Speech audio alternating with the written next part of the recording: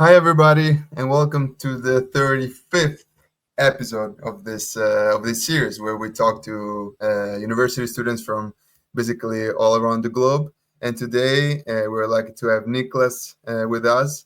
So, thank you, Niklas, very much for being here. First of all, thank you. Thank you for inviting me. And to continue the series around SSE, because I think it's very valuable to cover the different offerings that the university gives as students. Today we're going to cover the program of Accounting, Valuation, and Financial Management, of which Niklas is part of, and we're going to do it through the same format that I keep, so that also one student that watches can compare, let's say, the different offerings and the different opportunities that are available out there. And so I would start this conversation, because it's very conversational mood, by simply asking you first, like, a quick introduction of yourself and where you're from, and just a brief introduction. Yeah, my name is Thank you. Niklas, and I'm from Stockholm, where I am now. We're having a video call between Japan and Stockholm. Exactly. But I'm 24. I grew up here, went to school here. I did my exchange in the US, but since then I've been doing the master at SSE, and I also did my bachelor here. So I kept going at SSE because I liked it so much during the bachelor, all the great people. All right.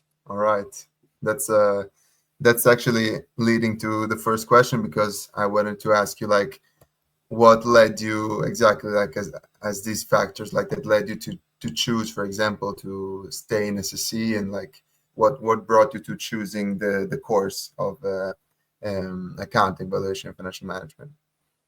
Yeah, I think SSE was an easy choice just because I really liked the bachelor here, all the great people, but also the education is really good. And I think, especially when everyone goes on exchange and they come back and they compare the school to a lot of other schools, they think, oh my God, we had it so easy during the exchange. And even though maybe in university you don't want to have a lot of work all the time, I do appreciate, and the employers do appreciate, that SSE is so high paced and high quality. So I really wanted to continue on that track. And then the accounting, I guess I was choosing between accounting and economics. Um, but I kind of lost interest a little bit in economics during the application process. Or I shouldn't say lose interest, because economics is very interesting and Yeah. useful. And I really like it. But I thought the kind of work I want to do for that sort of field, I think accounting is a better fit Yeah. to study. Yeah, maybe getting closer to the, like, during the application, getting closer to the course, then you maybe realize what fits you mostly, like, maybe also in a perspective for the future, etc. Yeah. Absolutely. And also, yeah, I've heard multiple times, like, these aspect of the exchange and of the high paced, I mean, I experienced myself, but yeah, I've heard this already, so I can absolutely relate. And so, like, your bachelor was in economics, right? And business and Um, economics. no, I did the what would you say, Retail. specialization in accounting, and a Ah, lot of people do two specializations, but I was doing this like special course, which meant I couldn't do um, another specialization because it was 7.5 points, and it was an awesome course. We were traveling around the world, and it was history. I'm a big history buff, so I wanted to do that one and focus on it. So I only did the accounting specialization. all right. And where does this interest and choice to specialize in accounting, like, where does it come from? Is this something particular that you like about this Oh, I topic, think or? I think I performed very well during the bachelor or the first couple courses in accounting, and I guess you could say I had a view of accounting as very boring and maybe more of paper pushers than actually doing something.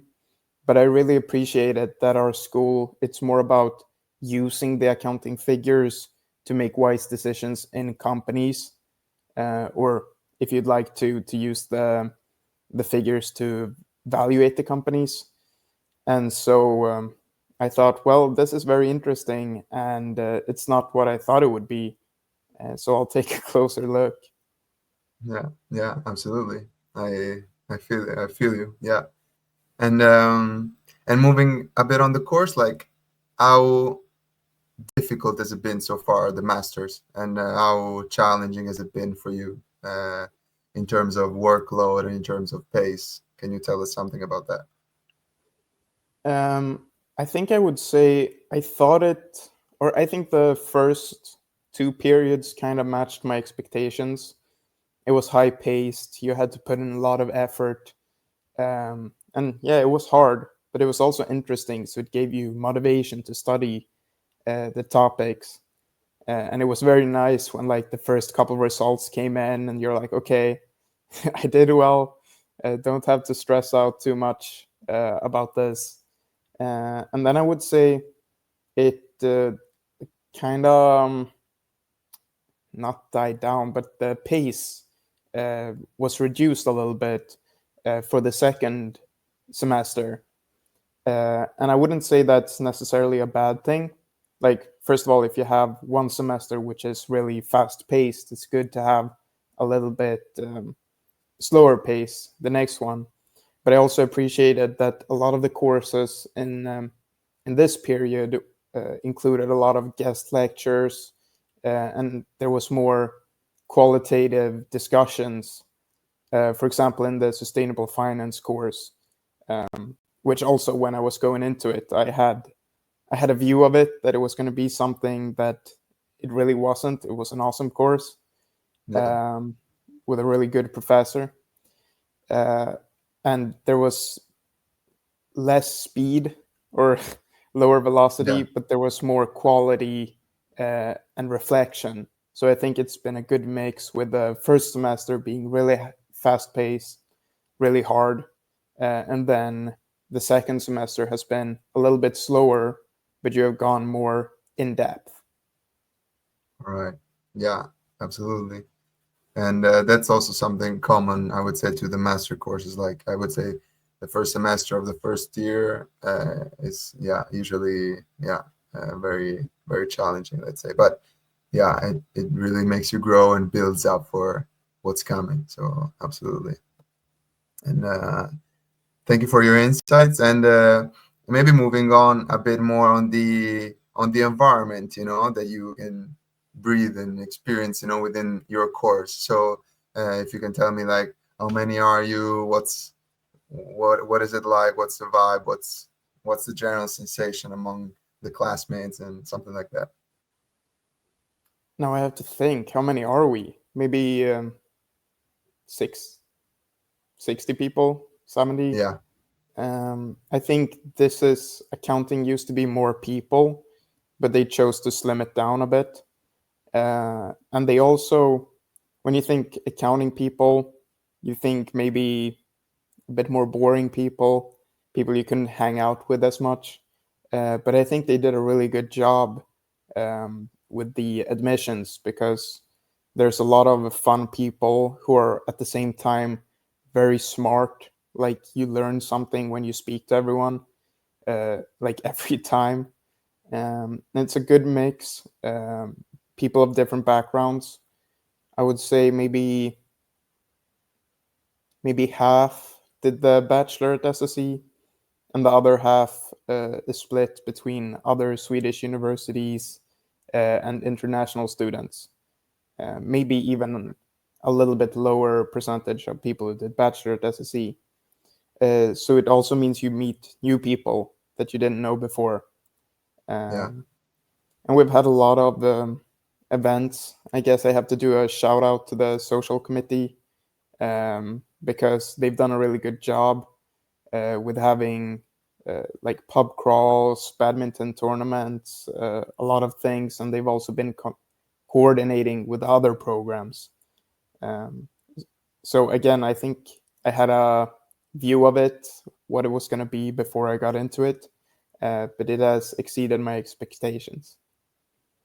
Yeah, yeah, that's fantastic, and I think so. Like we can take advantage to maybe also do a shout out to the Student Association of the University of SSE, because I think that for one person and one student that experiences studying at SSE, it's incredibly unique and valuable. And at least for me, for example, it was such a like eye-opening experience under the area of the student associations. So if you would maybe like to spend a few words on this and on how this connects to your course and how it enriches the student life for you.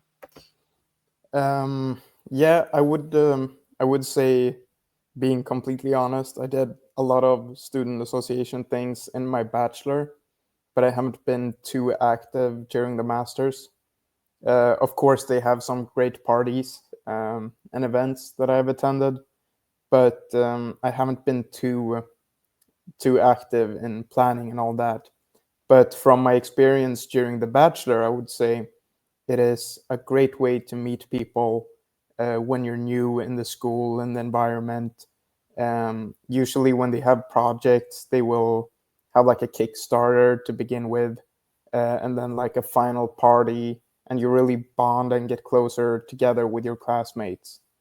Um, Maybe Yeah. famously, a lot of Swedes can be difficult to connect with early on, but if you've done some dance moves with them on the dance floor, or sung some Swedish songs, will like you. So, Yeah, uh, yeah, absolutely. But and also like I think that for non-Swedish, because maybe for you coming from the bachelor, you were already used maybe to being around SASE and being around such big commitments with the student associations. But like for me, for example, it was completely new because like every week, having lunch lectures that you can attend and company events and student events organized and all perfectly, like matching schedules and like giving you the opportunity to take a breath a bit from, take a little break maybe from the intense studying, etc. Like,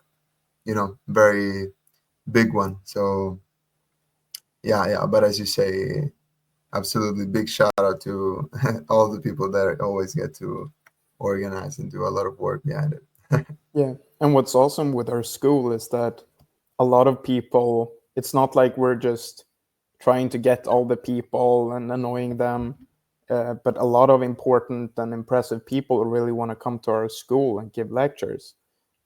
So the student association is able to book a lot of insightful and very experienced people within the fields of interest that we have.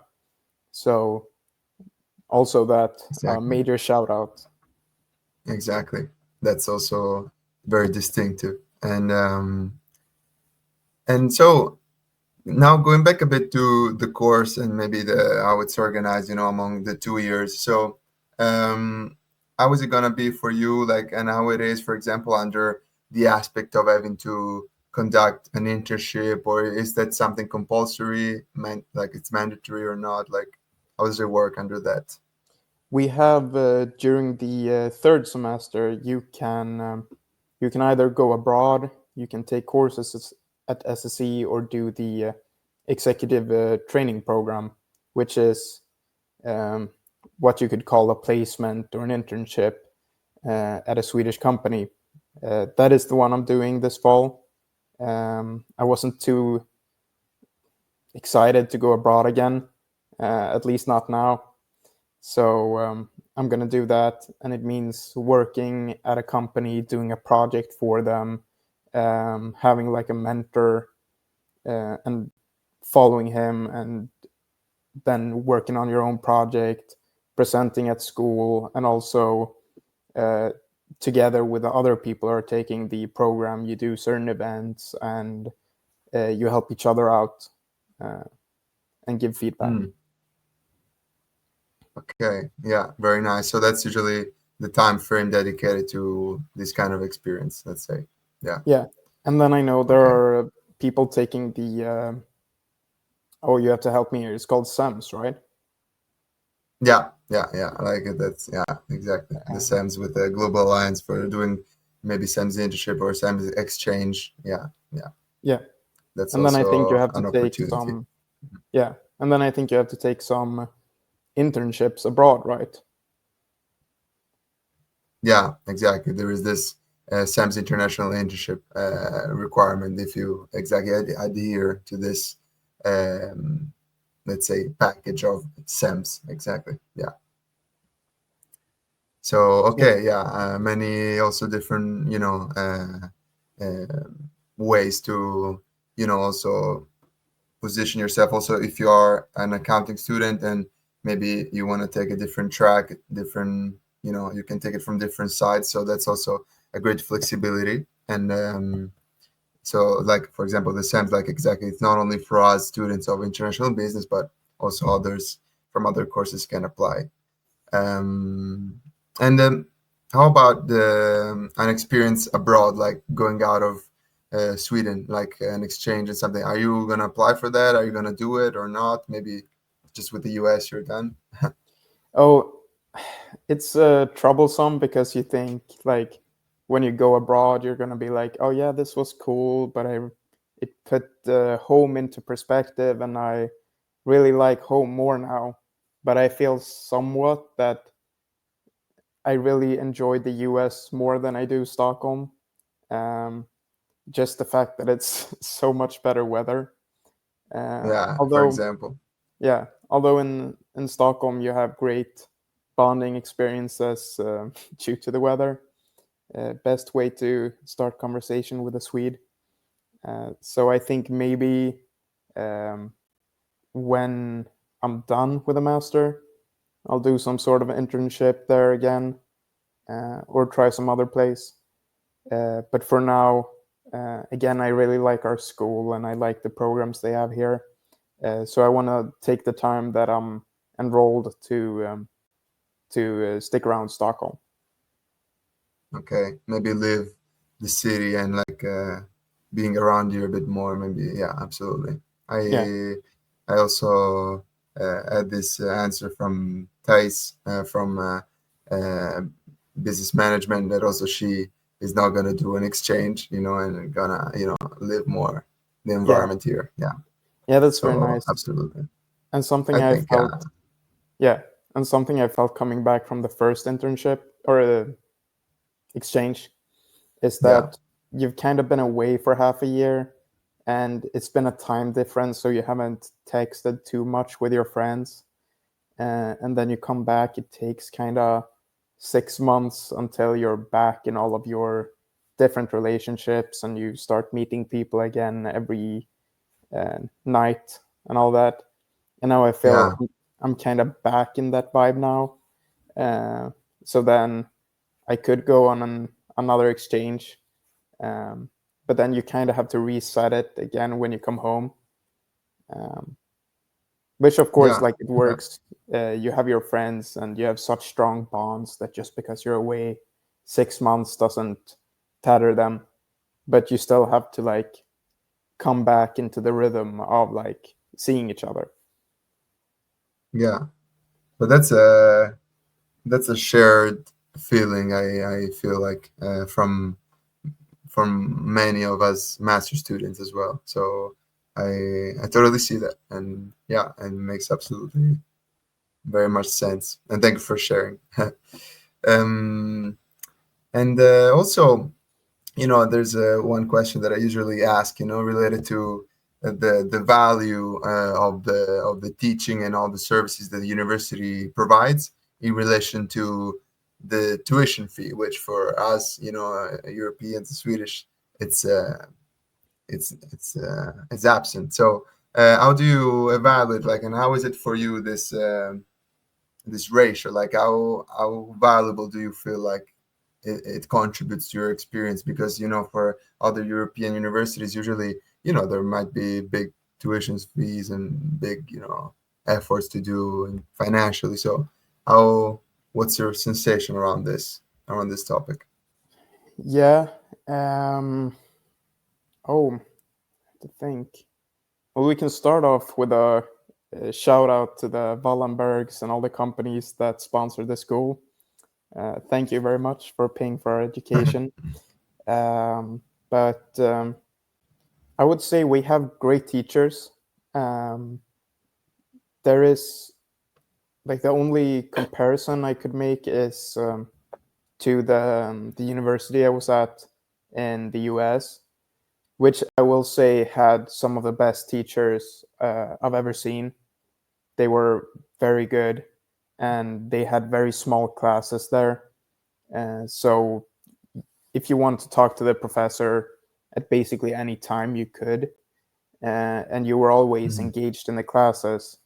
But then again, they had like some ridiculous tuition fee, like I don't know if it was like $80,000 per year.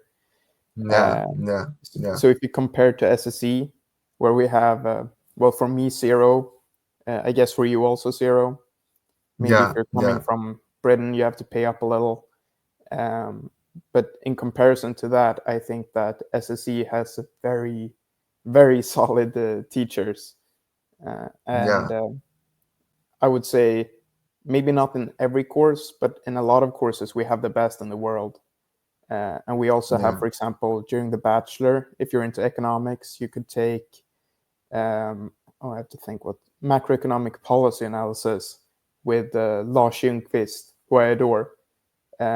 He has done a lot of research, like top level research, with Tom Sargent, Nobel Prize winner.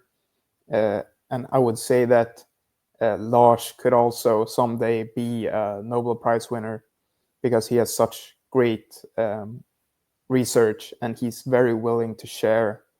And we have a lot of teachers like that. Yeah, yeah. It's these are very valuable insights, and yeah, like I completely share your perspective because like I think yeah, this ratio is really outstanding for SSC. I think it's quite a unique case. Yeah. Yeah. So thank you for that. And you know, going for the last two questions for this nice chat. I would want to ask you first of all, like, what are your, your a bit your future plans, like both academically, like your next steps, and maybe for work in the future, like if you already have some ideas and some perspectives developed. Yeah. I think I'm going to stop after the master. I don't think PhD is necessarily a bad option. I have a lot of respect for people who can do that. But I'm quite itching to put my the things I've learned to good use. And I've been working part time during this education, but I want to go into some field where I'm working more with what we've learned here. Uh, and then my plans are maybe not, or we'll see. I'll try out things, but maybe not necessarily investment banking or consulting, as is very common. But I'd like to work at a company that actually produces things, which Mm, is just some rule I have that like I'll do yeah, my program now at Scania, the truck maker, Swedish truck maker, we best went in the there with world. class. Yeah, Yeah. Oh, yeah, cool. Um, yeah, so I just want, like, at the end of the day, I want my work to contribute to something being made, something useful. Um, yeah. That's very, very inspiring. I like this idea of like the practical implementation result that you wanna like, tangible. That's also yeah, yeah, an exactly. aspect. Tangible. It's like a rule of thumb I have. Yeah, yeah, I agree. I share that. I feel like, And oh, yeah, sorry. no, go.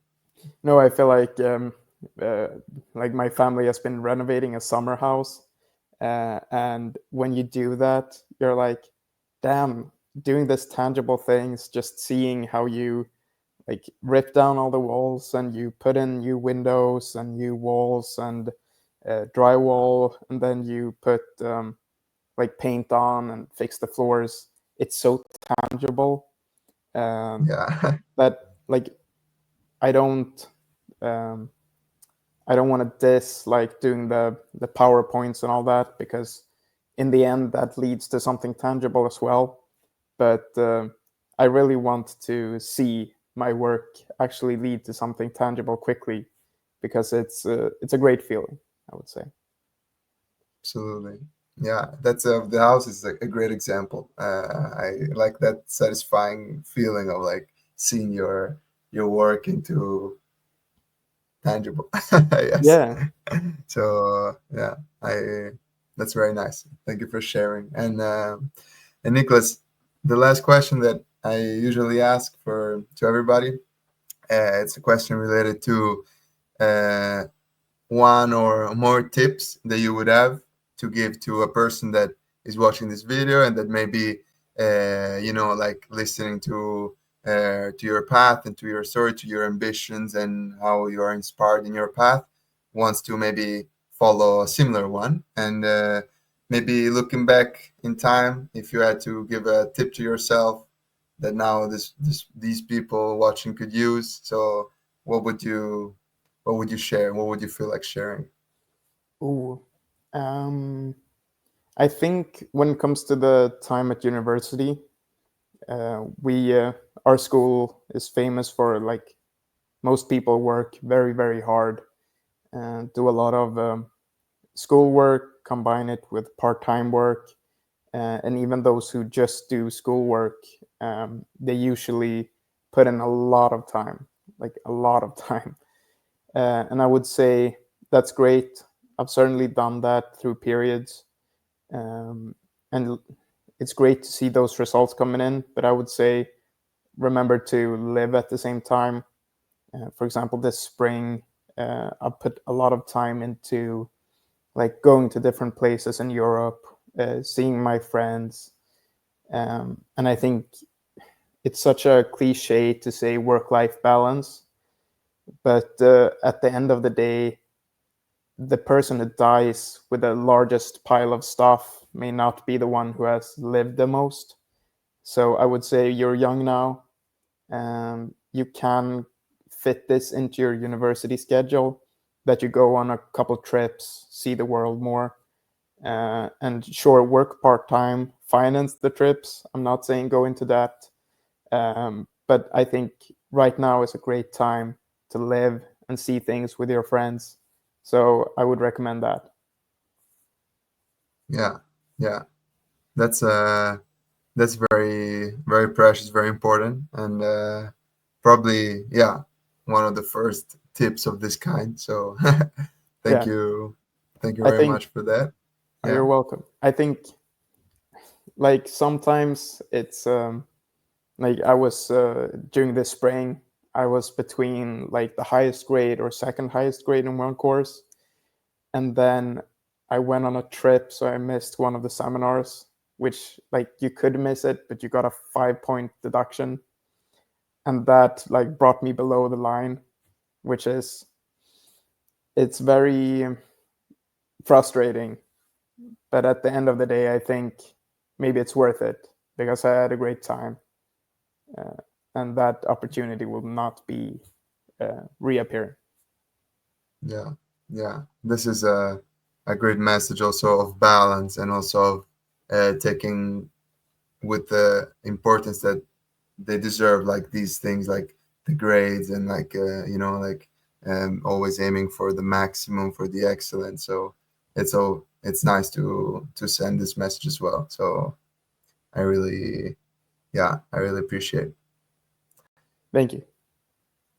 And yeah, Niklas, so I think it was a fantastic conversation. I really found it super valuable, super transparent, and I'm sure that it will be very useful not only for who's interested in the course of accounting, valuation, and financial management, but also to anybody, any student or any person. So I thank you very much for your time, and I think we can say bye bye to this registration and to this video. Yeah, thank So you for a great conversation. It was great seeing you. yeah, and bye to the viewers, and see you in the next video. Bye Bye. bye bye.